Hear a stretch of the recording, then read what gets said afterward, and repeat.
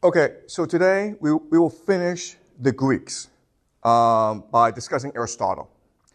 And a lot of what I will say today will be controversial. Okay, so feel free to challenge me. Feel free to ask for clarification. Feel free to ask any questions, okay? So here's my argument. Aristotle is a paradox. He is one of the mysterious figures in world history. He's one of the most famous, but he's one of the most mysterious. He's a paradox for three reasons, okay? The first reason is he is considered to be one of the greatest philosophers in human history. He's next to Plato. He's certainly as influential as Plato. But what is unique about him is we do not have anything originally written by him, okay? We have no text that we believe was personally written by him. And that's unique in human history, okay? We say Shakespeare was a great writer, and we can prove it or show it by reading his text. We believe Aristotle is a great thinker, a great writer, but we have no evidence, no text to show us this is the case. But we believe so, okay? So this is the first paradox of Aristotle. Second paradox of Aristotle is he was a very prolific writer and thinker. In fact, we believe there's about 200 works attributed to Aristotle. What is unique about his work is the range of his thinking and his research. So he's written a book on politics, right? What is the best political system? He's written a book on poetics, theater, basically. What makes for a good tragedy? He's written a book on ethics. What is a good life? What makes a good person? He's written a book on rhetoric. How do you convince the audience that you are correct? He's also written books on physics. He's written books on metaphysics. He's written books on biology, okay? The range is just incredible. We have no analog in human history like him, okay? He's completely unique in the range of his curiosity, okay? Second paradox. The third paradox is most problematic, okay? We know that Aristotle studied under Plato for 20 years. And so we also believe that Aristotle was Plato's most famous student. The paradox is Aristotle's understanding of the universe is radically opposed to Plato's understanding of the universe, okay? And that's, again, is unique in human history. You would think the best student would carry on the master's work, or at least build on it, right? But Aristotle, his understanding of the universe is in conflict with Plato's work. In fact, you could also argue that Aristotle is negating Plato's worldview, okay? So let me explain how. So we know Plato. We know that for Plato, there is a God, and it's called the form of the good. And the form of the good is what is eternal, perfect, and immutable, okay? Now, the form of the good emanates other perfections, okay? What he calls the form of the ideal, okay? So these are concepts like justice and beauty and reason. And then these concepts manifest themselves in forms like horse, right? Or a woman, okay? And these are like the ideal, perfect, immutable, eternal manifestations, okay? So there's only one horse. It's up in heaven. Everything else is a copy of this horse or imitation of this horse, okay? So we live in the shadow realm, okay? The shadow realm where everything is imitation, okay? This is our reality. It's a shadow reality. And that's why art and poetry and theater are so bad because they are really an imitation of an imitation, okay? So this is Plato's hierarchy. So from this hierarchy and this worldview, we can make certain extrapolations, okay? The first extrapolation is, for Plato, what is good is if you approach or return to the form of the good. What is evil, what is bad, is if you move away from the form of the good, okay? Right? So poetry is evil. Mathematics is good, okay? Now, why is mathematics good? Because mathematics is what allows you to approach the form of the good, all right? So let me give you an example of this. Okay, let's say there's a circle, right? Now, what Plato argues is, no matter how hard you try, you could never, ever draw a circle in this world, okay? Because a circle has an edge. So it's like literally impossible for you to create something without an edge, right? You're like, well, I can draw on a computer. But if you go at a microscopic level, you will always find an edge, okay? So how do you create a circle? Well, you create a circle by imagining it in your head, okay? So what you're really doing is you're imagining a circle because you're accessing the realm of the forms. You're approaching from the good, okay? So it is only through a process of pure thought, pure philosophy, pure mathematics that you can actually start to understand this world. Okay. All right? That's Plato's understanding of the world. Aristotle has a completely different understanding. Okay? So Aristotle starts with this. The God is a prime mover. So the prime mover, just imagine the Big Bang, right? Something explodes, boom, it moves. And it forces other things to move as well. So what Aristotle is saying is, everything is really in motion. Okay? Everything is change. Because it was all caused by the prime mover. And in Aristotle's world, what is good is if the thing that changes moves towards its purpose, okay? Or the word he uses is called telos. Telos. Okay? If you're moving towards your purpose, you are doing good in this world. If you're moving away from your purpose, you're doing bad in this world. Okay? So the example is a soldier. The purpose of a soldier is to fight and win wars. So if you go fight and you do your best, you're doing good. But if you run away from a war, you're doing bad. Okay? So this is Aristotle's worldview. And as you can understand, as you can see, these two worldviews cannot harmonize. They are in conflict with each other. You have either one or the other, okay? So let me highlight the three major differences between these two worldviews. Okay? And again, I need to emphasize this. I am not an expert on Aristotle. I'm not an expert on Plato, okay? So I am committing oversimplifications. Scholars who are experts will hear this and be outraged, okay? But for the purpose of this class, I feel these oversimplifications provide clarity, okay? All right? So the first oversimplification is Plato's what we call a rationalist. Aristotle is what we call an empiricist. All right? So these are two big words. But the rationalist is just someone who believes that you can access the truth through pure thought, okay? Mathematics.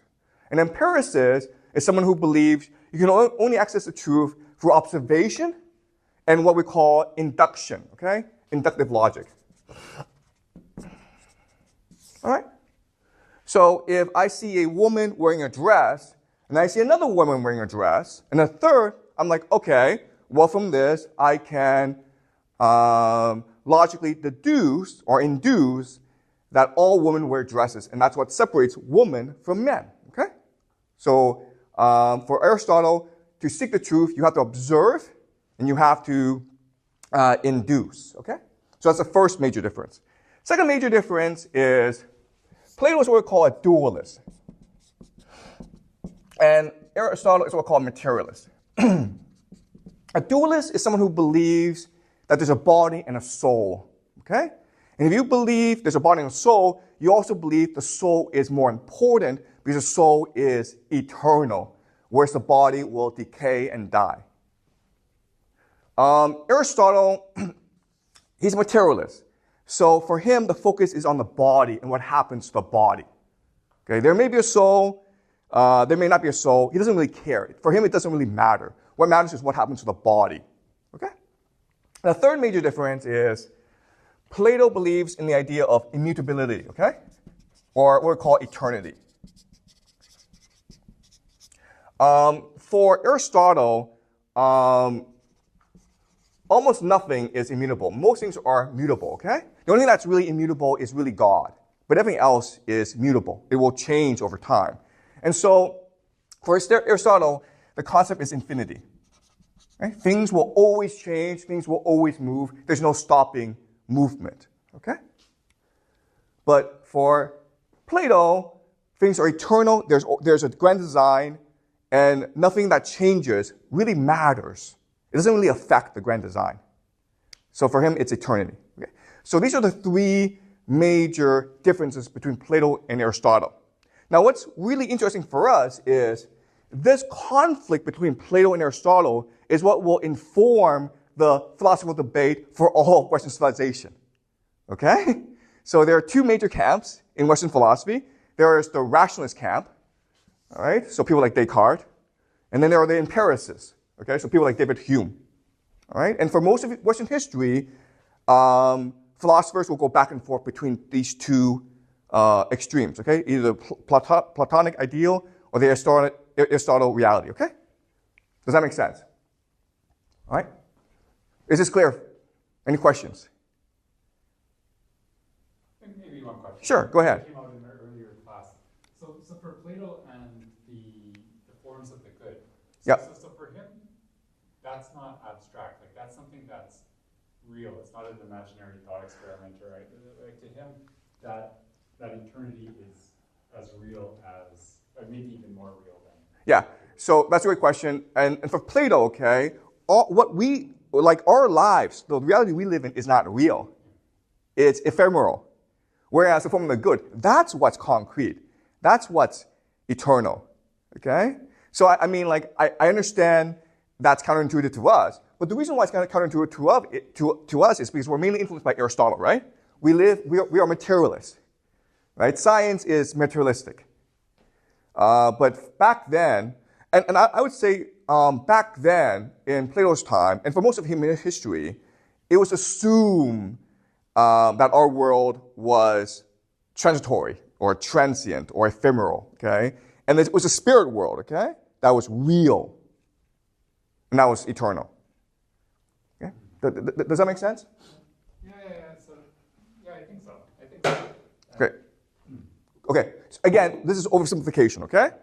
Like if you go to a scholar who understands himself, he'll probably criticize me, okay? But I'm saying that for the purpose of this class and for our understanding of Western civilization, this will do, okay?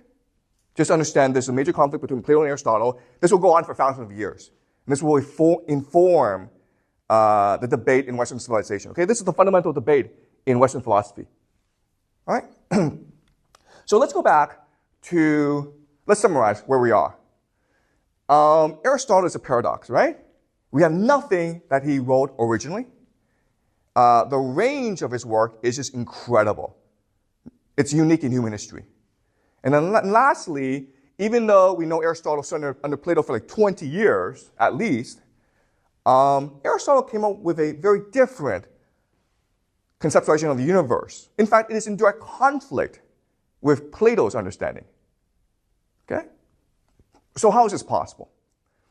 How can we resolve these paradoxes? Okay, so I'm going to make an argument. And I will slowly make this argument, but it is a controversial argument, okay? My argument is that Aristotle was not a philosopher. He was not a thinker. He was not a writer. What he was ultimately is what I refer to as a censor. Censor. You can also use words like synthesizer, okay? Or editor. Or systemizer, okay? But basically, nothing that he thought was original to him, but he decided what would be political convenient for the moment, okay? That's what we mean by censor. And it's my argument that if we understand Aristotle as a censor, then these three paradoxes go away. We can explain away these paradoxes. All right, so let me make my argument. Okay, my first piece of evidence is we need to compare and contrast the life of Philip II of Macedon and Aristotle. And when you do that, okay, when you put their lives side by side, interesting parallels emerge, okay? So let's look at their lives. Very simple. Aristotle, he was born in the year 384. Philip II was born in the year 383. That's about the same age, right? Now, Philip II, he's a prince of Macedon. His father's the king, right? Aristotle, his father was the court physician to the king. He was the king's personal doctor, right? So from these two pieces of information, what can we guess about Philip and Aristotle?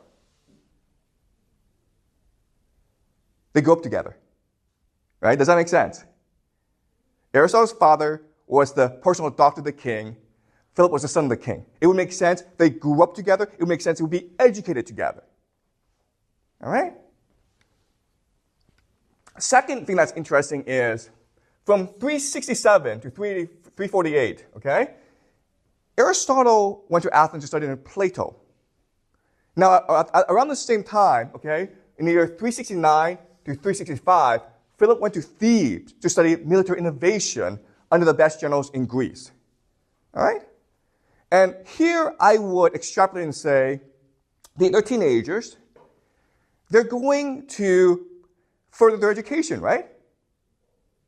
And learn the best scientific and military innovations in order to bring back to Macedon. And this happens all the time, right?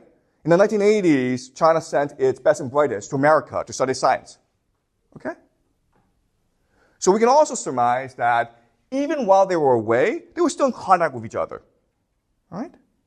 Now, in 359, Philip became regent, or basically king. And from then on, he started this massive military campaign to conquer all of Greece. Now, one thing that was interesting about Philip's conquest of Greece was the Athenians didn't really oppose him. Okay? And this is one of the great mysteries historians struggle with. Why is it that Philip II is going around, he's conquering all these places that are in conflict with Athens, and Athens doesn't really resist, all right? And one possible theory is, well, Philip II just bribed all these Athenian aristocrats. In fact, the man who most opposed Philip, this Athenian statesman named Demosthenes, he actually said this in speeches. He said, listen, I'm telling you right now, Philip tried to bribe me. Okay? And I know Philip's bribing all my opponents. But I'm telling you, Athenians, Philip is a menace to democracy. And that's why we must oppose him. All right? So we can surmise that Philip was bribing these Athenians to support him, and that's why there's so little Athenian resistance to Philip. If that's the case, then who's the middleman? Who's the person who's in contact with these Athenian aristocrats? Aristotle, right? Why? Because, remember, Aristotle was at the academy for 20 years. The academy in Athens at that time is like Harvard, Oxford today, right? It's where all the rich and powerful go to study. So for 20 years, Aristotle was in contact and became friends with the most powerful individuals in Athens. And that's why when Philip needed to negotiate with the Athenians, it would make the most sense to send Aristotle. Okay, does that make sense? And then we know that Philip united Greece in 338, and in 335, 3 years later, Aristotle started a new school in Athens in competition with the academy called the Lyceum. Okay? So what is the purpose of the Lyceum? Okay? So that's what I will discuss next. But does that make sense? There are direct parallels between the lives of Aristotle and Philip. And we can guess or extrapolate or deduce that Aristotle and Philip were very close throughout their lives and they were helping each other, okay? Does that make sense? Okay, so now the question then is, why was Philip going around conquering all of Greece? Well, Philip had a vision for the world. And it's called something we call the Pan-Hellenic Project. Okay, so Pan-Hellenic Project. Okay, so at this time and throughout most of its history, Greece was divided into city-states all around the world. Okay, mainly in mainland Greece, but also across the Aegean in Asia Minor, Anatolia. Okay, across all these different islands and into North Africa and across the Adriatic, also into Italy as well. Okay, so you have this sprawling Greek world. And there were many who believed that this Greek world should unite together because there's a common ancestry. All right? So it's a dream of many philosophers that a great man of history would arise and unite all of Greece by basically defeating Persia. And Philip II said, hey, that's a great idea, and it should be me. Okay? But the problem is the Pan-Hellenic Project assumes a common Greek identity. And it didn't really exist at that time. In fact, Greeks probably had more common with their local cultures than with each other, right? So if you were a Greek living in Asia Minor, you were probably more Persian than you were Greek. Okay? So in other words, Philip needed someone, a censor basically, to create a Greek identity. Right? And the way you do that is by taking all this vast universe of knowledge that the Greeks created, right? And you create an encyclopedia or a series of textbooks that define what it means to be Greek. Right? You standardize and you systemize Greek knowledge. Does that make sense? And so that's probably what Aristotle was doing when he started the Lyceum. He had lots of students. Okay? This is like a Qin Huangdi, like standardizing weights and measures. Yeah, so throughout history, all conquerors did this. Okay? Because that was because by standardizing and systemizing knowledge was the best way for you to co-opt the elite and to showcase your legitimacy. Okay? Otherwise, the intellectual elite would think of you as a barbarian conqueror. All right? And the best way that you co-opt the intellectual elite is by showcasing a new systematic knowledge. Okay? Does that make sense? All right. So the problem is that in 336, Philip was assassinated, and his son Alexander came to the throne. And as we discussed last class, Alexander had a very different vision from his father. His father wanted to unite the Greek world. Alexander wanted to conquer the entire world to show he was superior to his father. Okay? And unbelievably, incredibly, he was able to do so, conquer most of the world in about 10 years' time. So now, suddenly, you have this sprawling empire all around the world, okay? So let's just sketch out how vast this new empire was. Okay, so you have, Greece and Macedon. Right, okay? So that's the Greek homeland. Thank you. That's the Greek homeland, right? But hey, over here, you have Anatolia. This is Mesopotamia. Over here is Afghanistan. Oh, sorry. It should be Iran. Sorry. Iran, Afghanistan. And you also reach as far as Pakistan. Okay? And down here, you have the Levant, and you have Egypt. All right? This was not supposed to happen. Philip and the Pan-Hellenic Project imagine like their conquest would extend up around here, okay? Because you're uniting the Greek world. Alexander went too far, and now you've conquered most of the known world, okay? Then Alexander died, and then the empire was divided into 3 major fragments. Over here, you have something called the Antiquity Empire, okay, the Antiquity dynasty, okay? So that's one piece of the empire. Down here, you have Ptolemy, okay? Ptolemy was one of Alexander's generals, and he took over Egypt. And over here, you have something called the Seleucid Empire, founded, of course, by the general Seleucus, okay? And over here, you have other smaller kingdoms as well. So you have this vast empire. And this is something that was unplanned and unexpected. Now that you've conquered these places, your concern or your problem is, how do we govern? Okay? So you need a new culture. And so these different generals adopted different strategies. So for example, here, the Persian culture is extremely well established, and the Seleucid king and his heirs decided a process of localization, okay? Or another word we can use is syncretization. Syncretization, okay? Meaning 2 different religions or 2 different cultures come together and coalesce together, okay? So throughout the Seleucid Empire, it was really a process of syncretization. The Greeks adapted themselves to local customs and to local culture, okay? At the same time, the Greeks were conquerors.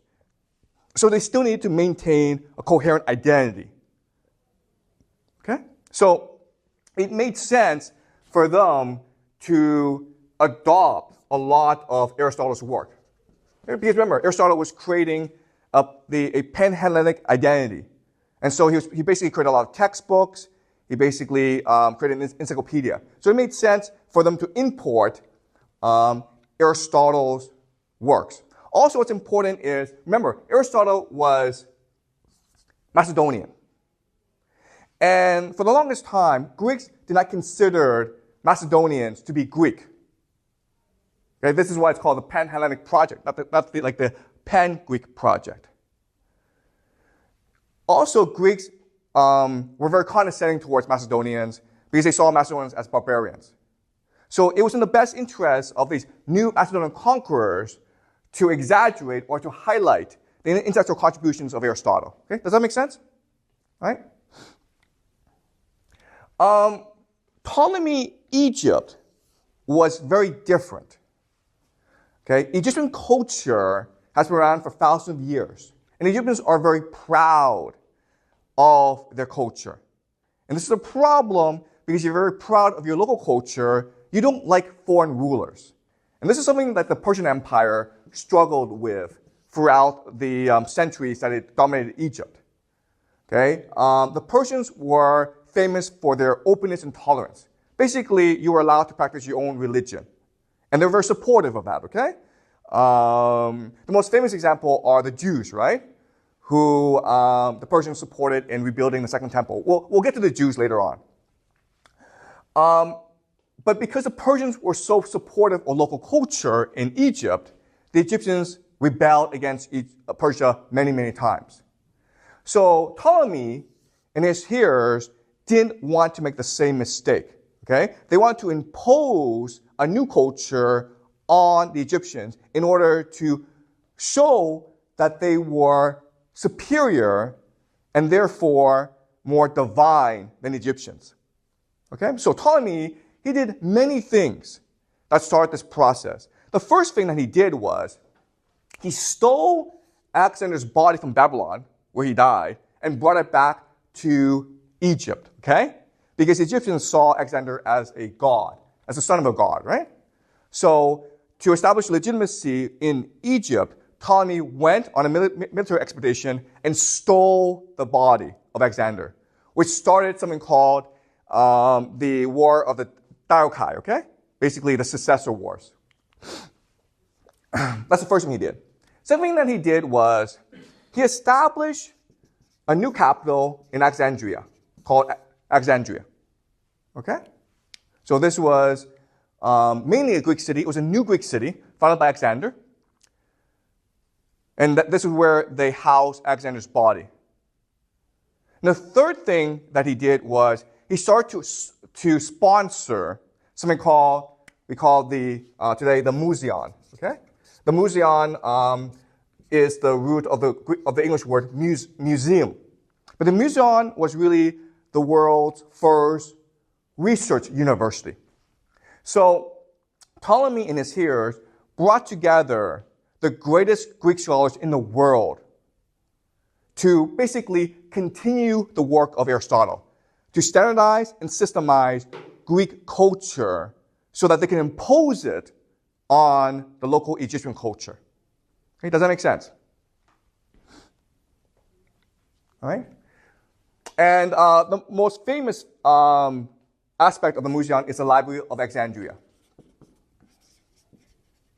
And the Ptolemy spent a lot of money on the Library of Alexandria, mainly by going around and collecting original manuscripts. All right, so a representative went to Athens and said, we at the Library of Alexandria would like the original copies, the original manuscripts for Aeschylus, Sophocles, and Euripides, the three great playwrights. And the Athenians were like, we can't do that because they're like gods here, okay? We're not going to give you our original manuscripts. And the Egyptians said, all we're going to do is we're going to take these manuscripts back to the Library of Alexandria, where our scribes will copy them out. Okay? That's all we're going to do. And then we'll give it back to you. And as a guarantee, we're going to give you like 15 talents of silver. Okay? And that's like $1 billion back then. The Athenians have never seen so much money. So Athenians will say, well, okay, well, if it's just to spread Greek culture, we can actually deal with that, okay? So we'll take the deposit, 15 talents, and we'll give you the manuscripts. The Egyptians took the manuscripts, placed it in the Library of Alexandria, and said, hey, Athenians, keep the money. Okay? Because the Egyptians, under Ptolemy, were focused on turning the Library of Alexandria and Alexandria into the intellectual capital of the Greek world. All right? And so what happened was that after Alexander died and his generals took over, the Pan-Hellenic Project really became what we call the Pan-Hellenistic Project. Okay? It went from uniting the Greek world into spreading Greek culture all around the world. And that's why we have Greek culture still with us today. Okay? Because of this process. So let's go back to the original paradox. All right? Why? There are three paradoxes, right? The first paradox is, why do we have nothing original from Aristotle? The answer is because Aristotle didn't write anything original. He stole everything from other thinkers. And he had his students copy it out in manuscript form. Okay? Does that make sense? Second is, why are his works so diverse? Why is the range so great? And the answer is because he was trying to capture the essence of Greek knowledge, okay? He was trying to unify Greek knowledge into an encyclopedia for dissemination around the world, okay? And the third thing is, okay, the most interesting thing is, why is Aristotle's philosophy so different from Plato's worldview?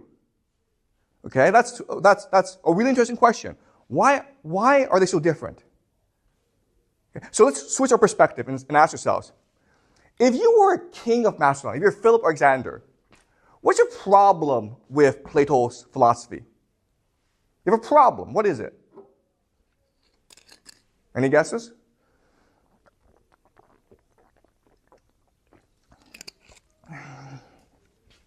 You're Alexander, you're Philip. You really hate Plato. Why?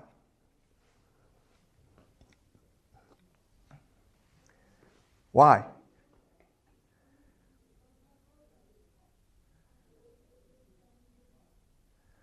Well, the problem with Plato is, you go to Plato, you're Alexander, you go to Plato and says, I want to conquer the world, right? Plato would say, what's the point? It's all not real, Alexander. You're just wasting your time. You can conquer the world, but all you're doing is conquering a shadow. What's real is the form of the good, right? Alexander, study mathematics, man. Okay? Do more math. Stop going around and killing people. Do more math. Right? And we know what Alexander would do here, right? Alexander would probably cut off Plato's head. So Alexander and Philip hate this thing, right? This thing is idiotic. I want to conquer the world, but this philosophy is telling me it's pointless. What matters is mathematics. What matters is philosophy. All right? Now, let's now compare this with Aristotle's prime mover theory, right? What Aristotle is saying is everything is motion, and what is good is if you fulfill your purpose. Right? Now, if you're Alexander or Philip, this makes more sense. I'm Philip. My purpose is to unite the Greek world. And the more I unite, the more good I'm doing for this world. Right? Also, if you're a king, you want your citizens, your soldiers, your workers to work hard, right? Well, for Plato, working hard is just useless. You're imitating an imitation, right? When you create art. But here, working hard is what gives you purpose. It's what gives you happiness, okay? So Aristotle also promoted two major concepts. The first is arete. Second is eudaimonia. Okay? Arete is just excellence. Okay? Your Alexander has arete because he's an excellent general.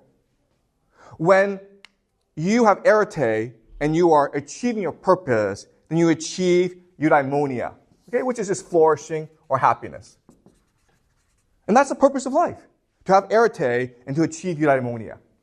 So work hard. Okay? Fight for Alexander. Support him as he conquers the world. Because he's making the world better. Okay, does that make sense? Yeah, kind of a quick question about that. So if I'm a soldier and my purpose is to be a good soldier, am I not like approaching the form of the good, that there's this ideal soldier out there, and the closer I can get to that through my behavior, I'm moving to Plato's world? Okay, that's a great question. Okay, yeah, thanks, Doug. Okay, all right.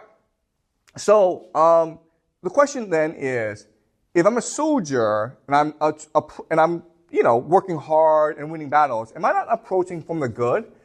And the answer is, for Plato, it's not. The reason why is, whatever you do in this material world is pointless. Okay? Because this material world, it's not real. So whatever you do is not real. Does that make sense? Okay? So what you need to do is return to the form of the good. But your body can't do that. Your soul can do that. So your use of the body is pointless. You have to use your soul, you have to use your mind. All right? Therefore, you have to be a good person. Therefore, you have to engage in philosophy and mathematics. And that's how you return to the form of the good. Your use of the body, you're just deluding yourself, okay? Right? And if you engage in art, then you are deluding others, and that's more evil. If you're Alexander and you're conquering others and forcing them to believe your fake philosophy, then you're committing the most evil in the world. Does that make sense? All right. All right. So, All right, so this is my theory of how to best resolve the three paradoxes of Aristotle. Okay, does that make sense? He was basically a censor who was working for Philip and Alexander. And he was trying to develop a Pan-Hellenistic identity in order to unite the world they conquered. Okay? So that's my argument. Any questions about this overall argument? Does it make sense to you guys? Okay? I've got a few questions. Go ahead. Yeah, thank you. All right, go ahead. So one of the questions is, how do we know he didn't write his works? Because I think a few things might come out from... That's a great question. Yeah, okay. All right, so how do we know he didn't write any of his works? Okay, the answer is this. When you write something, you're actually manifesting your thought, right? But your thought comes from your personality. So if you look at any work of genius, it's original and unique. Okay, does that make sense? In other words, if you read Shakespeare, guess what? There's no other Shakespeare in the world. If you try to imitate Shakespeare, you look like an idiot. Okay? Homer is unique. Plato is unique. There's no point in trying to imitate them. You can't do it because you are not them. Okay? Now, when you look at Aristotle, there's something unique about Aristotle. So, when you read Plato, The Republic, there are certain ideas that stand out, like allegory of the cave. Okay? There's certain phrases that capture your imagination. That doesn't exist with Aristotle's text. Okay? They're written like textbooks. So the argument for the longest time was Aristotle did write his own books, but they were lost to us. And his students had to reassemble his thinking from their own memory. Okay? So yeah, that's how we know. But this is generally agreed upon. We have nothing that Aristotle wrote originally. Okay? So maybe the follow-up question then would be, it's just as possible that his ideas were politically expedient for the empire, and they could have been co-opted by forces outside of Aristotle's personal control. That's right. Is that as much of a valid theory as that he's in the imperial project himself? Or? Yeah. Okay. So thank you, Doug. Okay. Yeah. So there are many different possibilities of how Aristotle can become so influential. Okay. The first possibility is, as I argue, he was actually a partner of Philip's. That they were both trying to promote the Pan-Hellenic Project.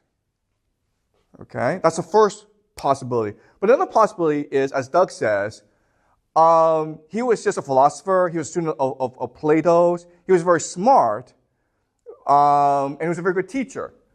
And after Alexander and his generals conquered the world, they needed like a symbol of Macedonian cultural superiority. And they just decided upon Aristotle because it was most convenient, right? So that's another possibility.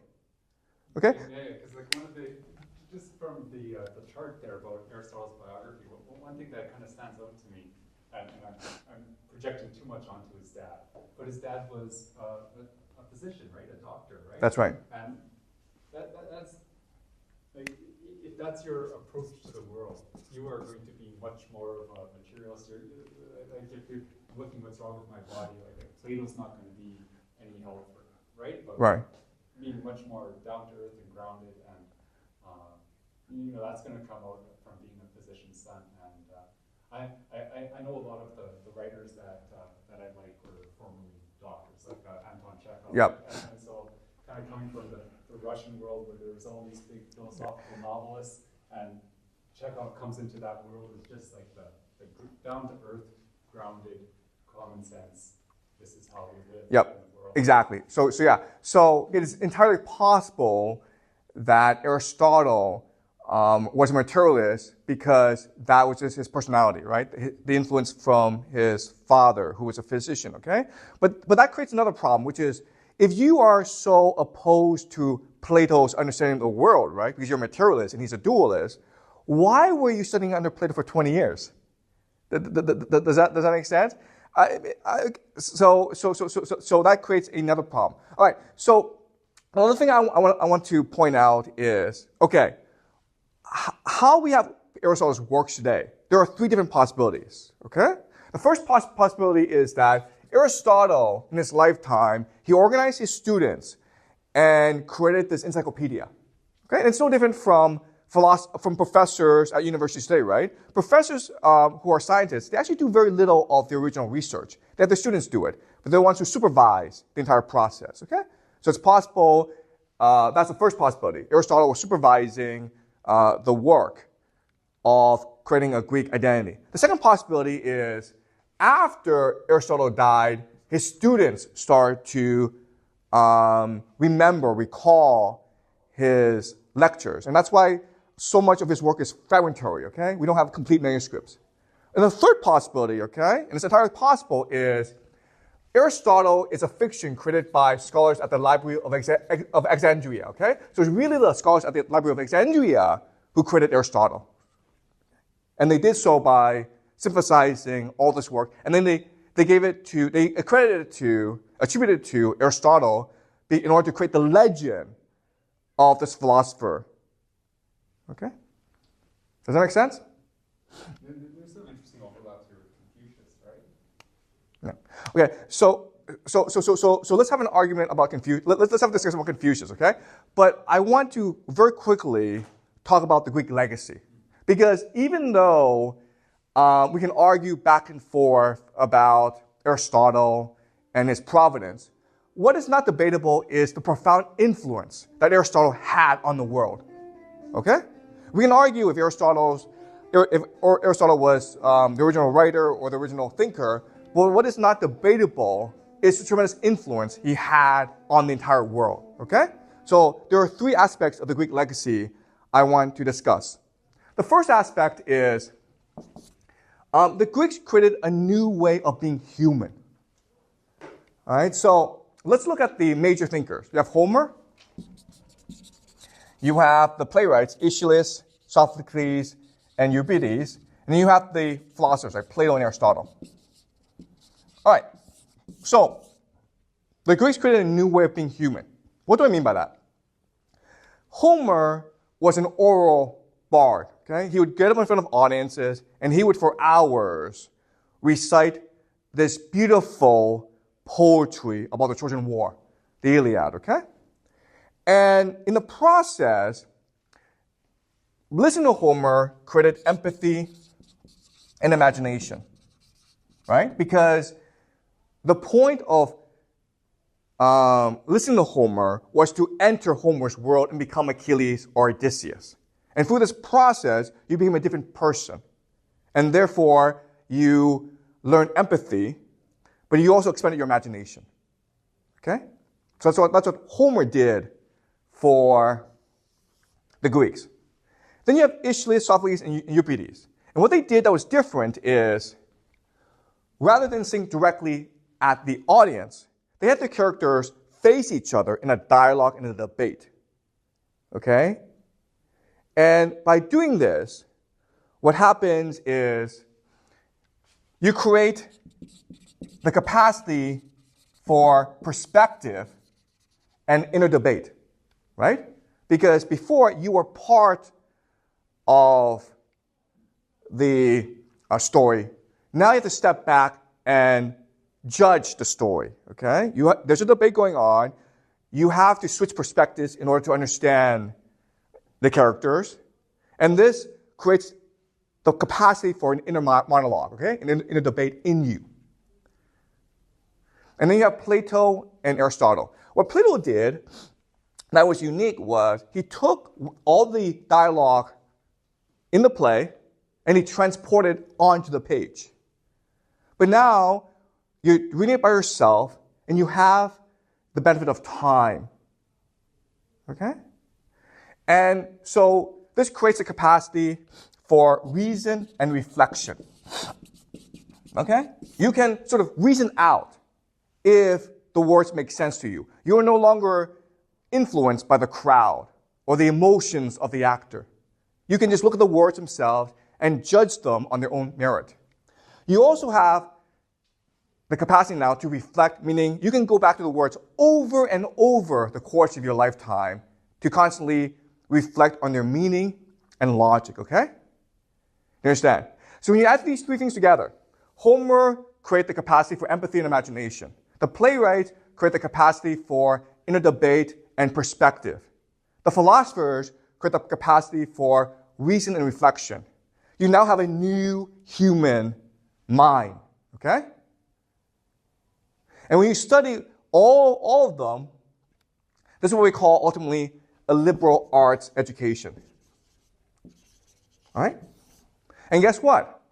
Our greatest thinkers came to us through the liberal arts. All right? So in the future, we'll study people like Kant, Hume, Hegel, okay? Just the greatest thinkers of the past 200 years.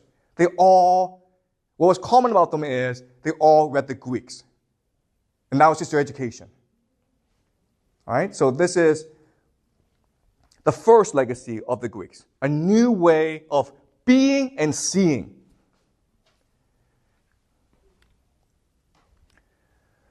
Okay? Does that make sense? Second thing is, now that you have this Greek world, okay, the Greeks need to establish a cohesive cultural identity. And they did that by promoting a Greek education. Okay? But not only that, but they had to bring in local people into this education.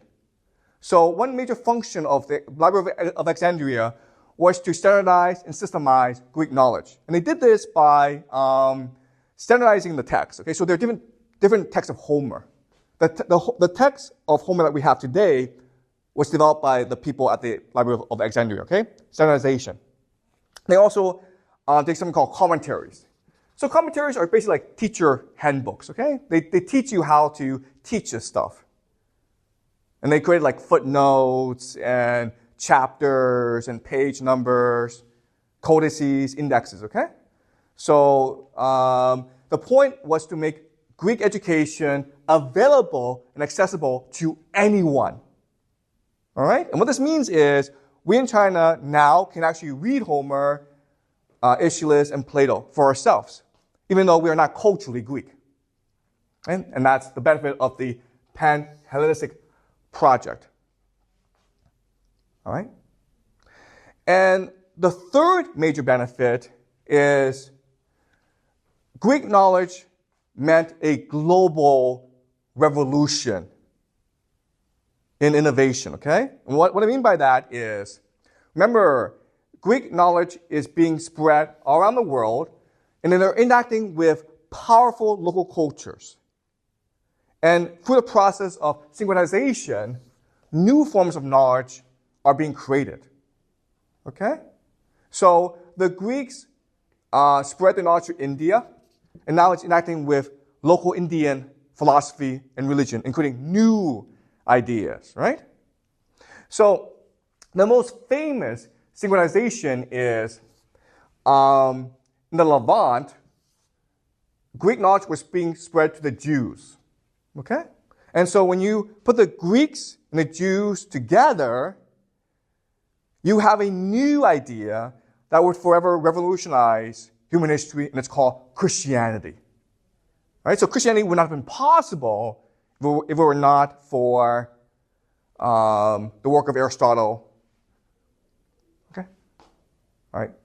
So those are the three major legacies of the Greeks. And so it is, I think it's perfectly fair to say the Greeks were the most influential and consequential civilization of all time. They're certainly the most creative. No other civilization even comes close to their creativity. Right? Okay, so that's it. Any questions? Okay, so we are finished with the Greeks. Next class, we start a new unit on Roman history. All right, so great.